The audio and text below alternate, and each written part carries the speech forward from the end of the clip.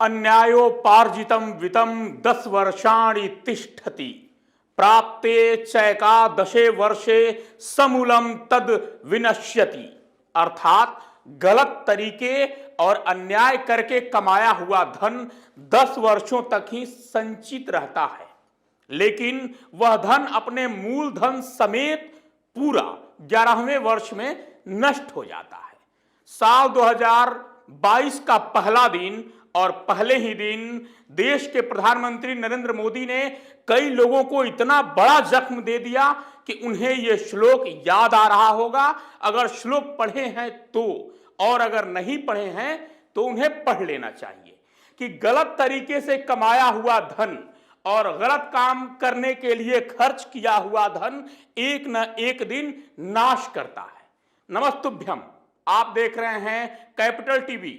मैं हूं आपके साथ अरुण और आप देखना शुरू कर चुके हैं हमारा खास कार्यक्रम थर्ड आई। कहते हैं पाप का घड़ा एक न एक दिन जरूर फूटता है, और जिस दिन यह फूटता है उस दिन किस्मत भी फूट जाती है। आजकल पीएम मोदी कई लोगों के पाप लोक को ही फूंकने पर तुले हुए हैं और लगातार फूंक रहे हैं। इसी क्रम में साल 2022 के पहले ही दिन उन्होंने ऐसा मास्टर स्ट्रोक खेल दिया कि सेक्युलर गैंग, वामपंथी टुकड़े टुकड़े गैंग, कांग्रेसी जिहादी ग्रुप और शाहीन बाग के आंदोलनकारियों की कमर टूट गई। मोदी सरकार ने देश भर में करीब 12,000 से ज्यादा गैर सरकारी संगठनों यानी एनजीओज का एफसीआरए लाइसेंस खत्म कर दिया। अब इन एनजीओ को विदेशी फंड नहीं मिलेगा। इनमें से कुछ संस्थान को 31 दिसंबर 2021 तक अपना एफसीआरए रिन्यूअल कराना था, लेकिन इन्होंने ऐसा नहीं किया। शायद 1 जनवरी के जश्न में डूबे होंगे। इस बारे में गृह मंत्रालय ने जानकारी दी कि 6,000 से ज्यादा एनजीओ में से अधिकांश ने लाइसेंस के नवीनीकरण के लिए यानी रिन्यूअल के लिए आवेदन ही नहीं किया था, या फिर केंद्रीय गृह मंत्रालय ने उनके आवेदनों को खारिज कर दिया। आपको पहले यह बता दें कि आखिर एफसीआरए होता क्या है। एफसीआरए का फुल फॉर्म है फॉरेन कंट्रीब्यूशन रेगुलेशन एक्ट। इसके तहत एनजीओ को विदेशी चंदा, दान या पैसा लेने का अधिकार होता है। सरल शब्दों में कहें तो यह है कि एफसीआरए के तहत आप विदेशी फंडिंग ले सकते हैं, लेकिन अब ये 12,000 एनजीओ विदेशी फंडिंग नहीं ले पाएंगे। जिन संस्थानों का एफसीआरए खत्म हुआ है या किया गया है उनमें मुख्य संस्थान हैं Jamia Millia, Delhi IIT, IIT medical association, Nehru स्मारक संग्रहालय एवं पुस्तकालय, इंदिरा गांधी राष्ट्रीय कला केंद्र, भारतीय Lok Prashasan Sansthan, Lal Bahadur Shastri memorial foundation, lady Shriram college for women, Delhi college of engineering, Oxfam India, Emmanuel hospital association जो पूरे भारत में 1 दर्जन से अधिक अस्पताल चलाता है, ट्यूबरकोलिसिस association of India, Vishwa Dharmatan, national federation of fisherman cooperatives limited, Hamdard education society, Delhi school of social work society, Bharatiya Sanskriti Parishad, DAV college trust and management society, India Islamic cultural centre, Godrej memorial trust, Delhi public school society, JNU में nuclear science centre, India habitat centre और missionaries of charity. ये नाम हैं जिनका FCRA रद्द किया गया है या खत्म हो गया है। केंद्रीय गृह मंत्रालय ने 25 दिसंबर को एफसीआरए पंजीकरण के लिए नवीनीकरण के लिए मदर टेरेसा द्वारा कोलकाता में स्थापित मिशनरीज ऑफ चैरिटी के आवेदन को पात्रता शर्तों को पूरा नहीं करने के कारण खारिज कर दिया था। इनमें से कई संस्थान ऐसे हैं जिन्होंने या तो आवेदन ही नहीं दिया या फिर गृह मंत्रालय ने उनके आवेदन को खारिज कर दिया।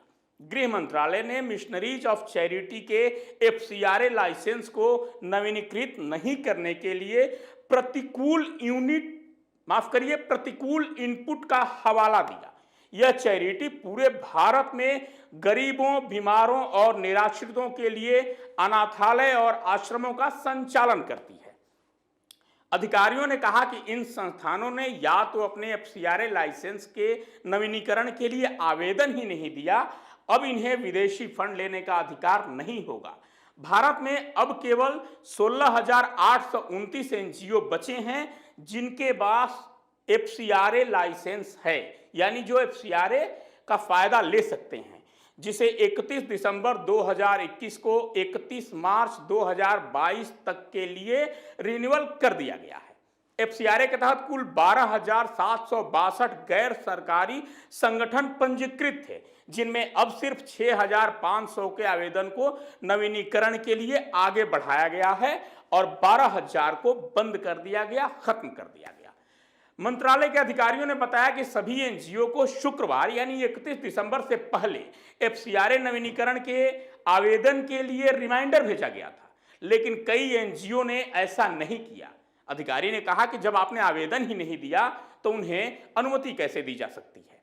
अब बात करते हैं इन एनजीओ की सच्चाई की। इनमें से ज्यादा संगठन वैसे हैं जहां कांग्रेस वामपंथी के लोग हेड बनकर बैठे हुए हैं, जो पहले से बैठे हैं, जिन्हें विदेश से समाज कल्याण के नाम पर पैसा मिलता था, लेकिन इसका उपयोग सामाजिक कल्याण के लिए किया जाता था। शाहीन बाग, धर्मांतरण, कथित किसान आंदोलन, आतंकी और उग्रवादी गतिविधि जैसे कार्यों में इन पैसों का उपयोग होता था। सबसे ज्यादा प्रयोग धर्मांतरण और आंदोलनों के लिए होता था। यही नहीं, इन फंड के बहाने राजनीतिक पार्टियों को भी चंदा जाता था, जिसका कोई हिसाब किताब मिलना मुश्किल है। साथ ही मनी लॉन्ड्रिंग की सबसे सुरक्षित यदि जगह कही जाए, सबसे सुरक्षित रास्ता कहा जाए तो ये एनजीओ ही थे, जिन पर केंद्रीय गृह मंत्री अमित शाह और पीएम मोदी ने वो चोट कर दी है कि ये बिलबिला उठे होंगे। अब सवाल ये है कि आखिर ये एक्ट कब और कैसे आया। तो जब इंदिरा गांधी देश की प्रधानमंत्री थी तो पहली बार 1976 में फॉरेन कंट्रीब्यूशन रेगुलेटरी एक्ट आया था और उसी समय से इसके लिए रजिस्ट्रेशन कराकर एनजीओ और ट्रस्ट विदेशी फंडिंग पाने लगे थे। लेकिन सबसे बड़ी बात यह थी कि इनका कोई हिसाब किताब नहीं होता था। इनके पास कितने पैसे आए, कितने कहां खर्च हुए, इसका कोई हिसाब किताब किसी के पास नहीं होता था, क्योंकि यह माना जाता था कि यह फंड समाज कल्याण के लिए आ रहा है और खासकर जो भारतीय एनआरआई हैं वो दान दे रहे हैं। लेकिन समय के साथ इसका दुरुपयोग बढ़ने लगा। साल 2010 में प्रधानमंत्री मनमोहन सिंह की सरकार पहली बार एक संशोधन लेकर आई। इसके तहत पॉलिटिकल नेचर की संस्थाओं को विदेशी फंडिंग पर रोक लगा दी गई। लेकिन ये और होशियार, ये सभी संस्थाएं एनजीओ और ट्रस्ट में तब्दील हो गई या फिर एक नया संस्थान खड़ा कर लिया और ये खेल विदेशी फंडिंग का चलता रहा। साल 2014 में जब मोदी सरकार आई तो इन्होंने इस पूरे मामले का अध्ययन किया और इन एनजीओ के पैसे का हिसाब किताब मांग लिया।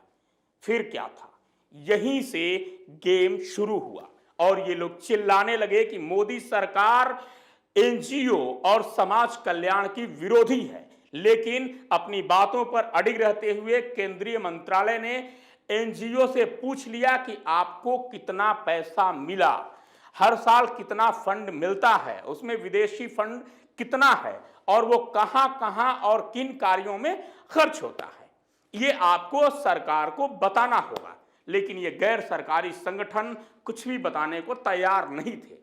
इसी कार्रवाई में हजारों एनजीओ का रजिस्ट्रेशन रद्द कर दिया गया। जिन्होंने जानकारी सरकार को नहीं दी, उनका रजिस्ट्रेशन रद्द कर दिया गया। सिर्फ साल 2019 में 2,872 संस्थाओं की मान्यता रद्द कर दी गई और अब उनके विदेशी फंडिंग पर करारा प्रहार हुआ है। अब कई लुटियंस मीडिया के पत्रकार इस कार्रवाई का विरोध कर रहे हैं कि साहब मोदी जी ये गलत कर रहे हैं। सत्य हिंदी वेबसाइट चलाने वाले आशुतोष ने मिशनरीज ऑफ चैरिटी के रजिस्ट्रेशन को रद्द किए जाने पर एक आर्टिकल लिखा और इसे गलत बताया। उन्होंने मिशनरीज ऑफ चैरिटी को सबसे बड़ा अस्पताल और दुख नाशक केंद्र के तौर पर पेश किया। लेकिन सच्चाई कुछ और है और सच्चाई ये है कि इस संस्थान के खिलाफ कई केस चल रहे हैं।